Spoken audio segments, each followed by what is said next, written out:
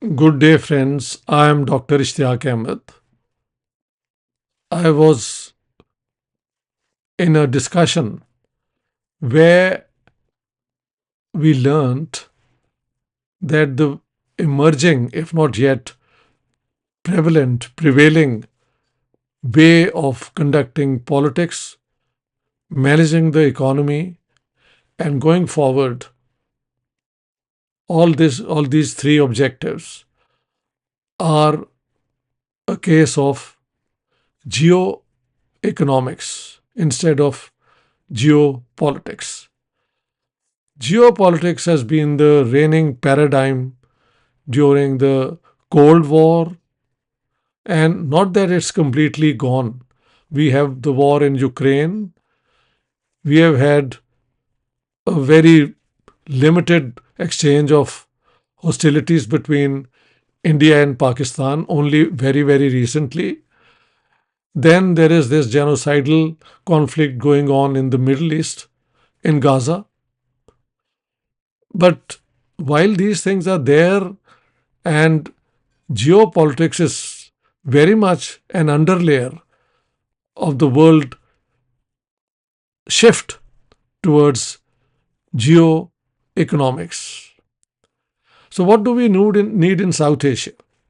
In South Asia, we need to transcend the emotionalism, the ideological fixation with defining the nation in terms of outdated uh, uh, values and look at the rational features in our societies, how to revive them. I think Pakistan uh, has self-inflicted so many wounds by going from building its economy towards war with India over Kashmir, and then the internal structure of Pakistan, instead of eh, developing towards a democratic direction, it had a fundamental flaw in the way Pakistan came into being. The two nation theory, as I've argued in my book on Jinnah and in several other books, had a detrimental character by making faith the basis of reward and punishment and so on. Whereas it is the performance, the competence, the expertise, the knowledge, the skills of the individual which should have mattered. But we went for making Pakistan an ideological Islamic state. And the great harm it has done, you can see it in all sectors. In the economy, I don't have to argue the case at all. Pakistan's economy is in a very, very bad shape. I have my friends whose businesses are literally closed, shut down. Their employers have been sent home. There is no money in the market, no buying power of the people. There is a desperation in the economic character market of Pakistan. Uh, we have not educated our youth to be an asset for an industrial economy of growth. We have had these madrasas mushrooming. Only yesterday night, I saw on YouTube a French documentary, 29 minutes long, done on the molestation of young boys in the madrasas. It was filmed in different parts of Pakistan, mostly Punjab, Islamabad, and so on, which was not really shocking because I had some research done on it and I know how bad are the poor people, the transgender, and young boys, and even very young women, because of the economy being so bad, the families not being able to sustain, the a reasonable standard of life. Now, sociologically, also Pakistan is deeply divided between the privileged. They have not been influenced by these negative trends. They still live a life of indulgence. And the vast majority of people. We had a very narrow middle class which has shrunk over time. We have an economy which is not properly part of the revenue collecting system. Very few people are taxed. There is no taxation on the land ownership and so on. There are so many things which economists would tell them more competently than me. Then, of course, health wise, I think we are spending the least in our region. If you have money, you can go to a doctor. Otherwise, you are left in the lurch.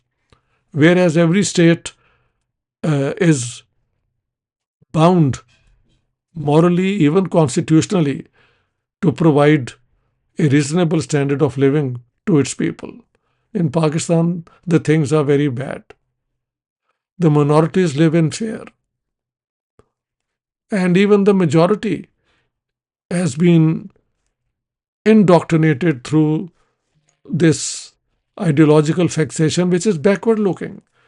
We idealize the past instead of taking the best things from the past and going forward with the rest of the world in cooperation. And we have had all the wars with India. In the case of India, initially they were going for the right type of building a nation, making it secular, inclusive, pluralist. Despite the basic inequality in Hinduism because of the caste system, the Indian constitution and the founders of India made a big, I think, bold decision to give one vote, whether it was a Brahmin or a Dalit. The Brahmin is supposed to be the holiest and should be the most privileged, and the Dalit should be there to serve, and in the worst sort of situations. But politically, Hindu theology was nullified when one man, one vote, one woman, one man, one vote was given in India. And they had a constitution which was based on the best experiences of the world. They introduced reservations for the historically disadvantaged sections of Indian society. The Dalits, the scheduled castes as they are called. Once upon a time, the most disparaging term, achut or untouchables, was used for them.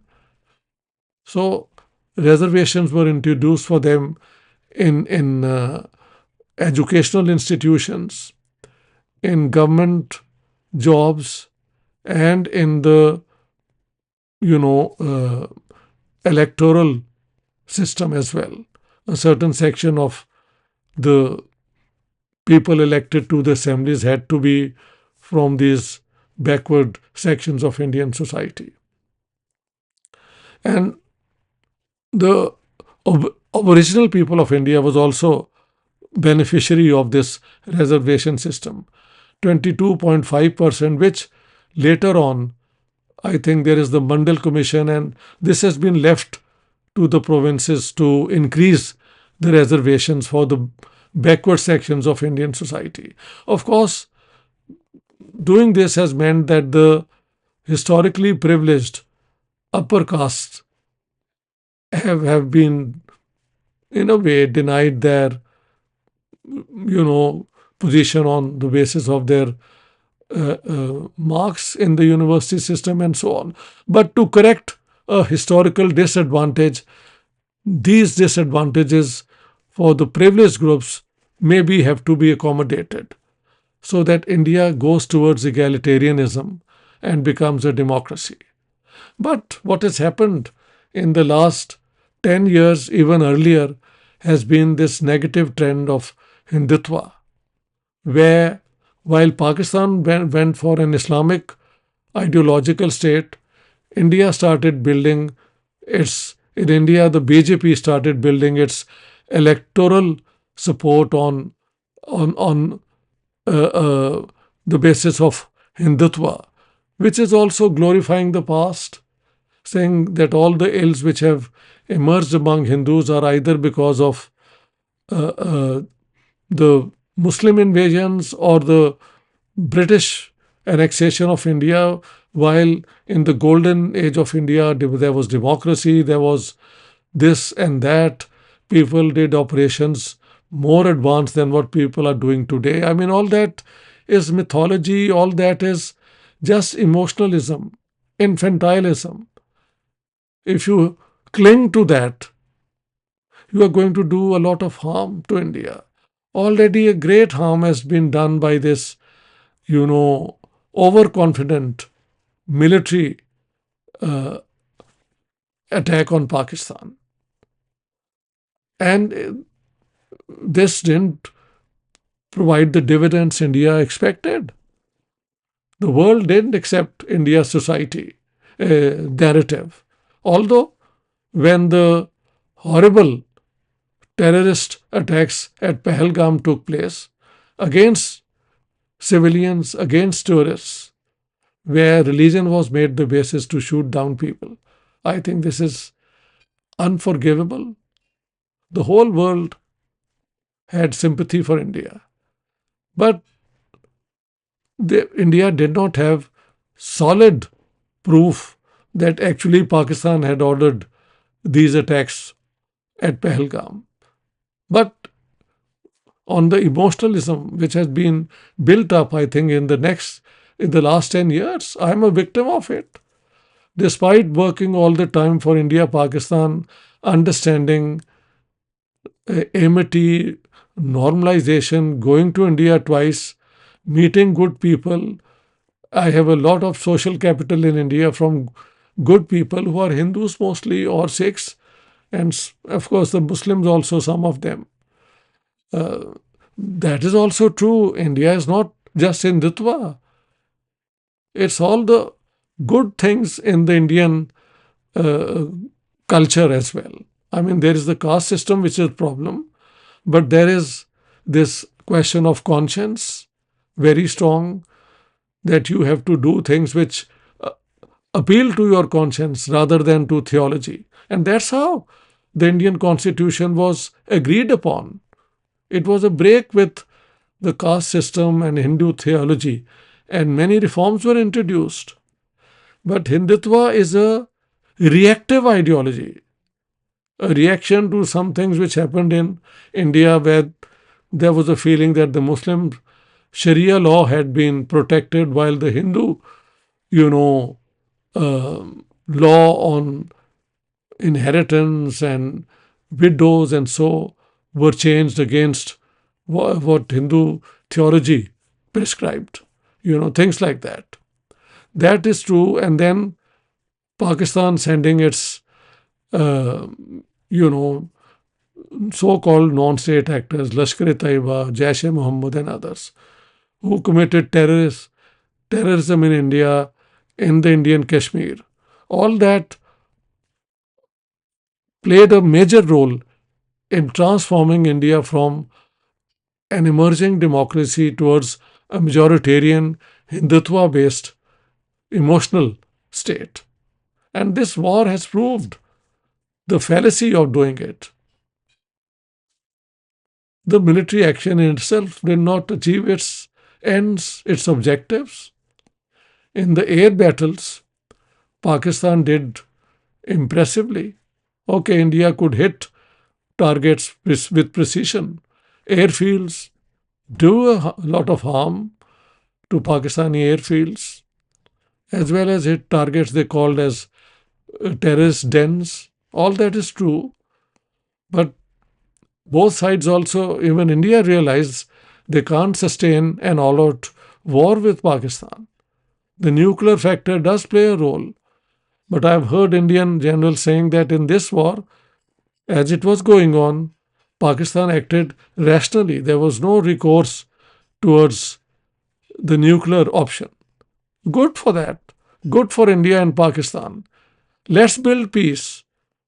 Let India, Pakistan lead South Asia out of this geopolitics, which is actually confrontation, military wars, ideology of hatred being thrown on both sides against one another, against people in your own country. We have to give it up. We have to go for equality, for South Asia becoming a land of prosperity, people cooperating, and we have a lot of things in common: cultural, music, food. We don't have to mention this. Everybody knows, the world knows how much there is shared values between in India and Pakistan, uh, negative and positive. In Pakistan also, the caste system has actually been strengthened by the Bradri revivals and people rating each other higher or lower than the others. It's a pathetic situation.